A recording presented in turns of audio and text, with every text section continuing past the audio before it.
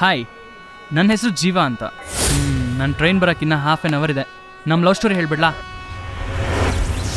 I love you, I love you, I love you, I love you. ಇದು ರೀಲಾ ಇಲ್ಲ ರಿಯಲ್ಲ? ಅದಕ್ಕೆ ಇನ್ನ ಪ್ರಪೋಸ್ ಮಾಡಿಲ್ಲ ಬಾವ.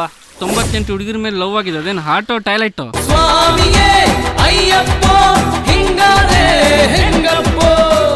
ಹೋಗ್ಲಿ ಬಿಡಿ, ನಿಮ್ ಲವ್ ಸ್ಟೋರಿ ಹೇಳಿ.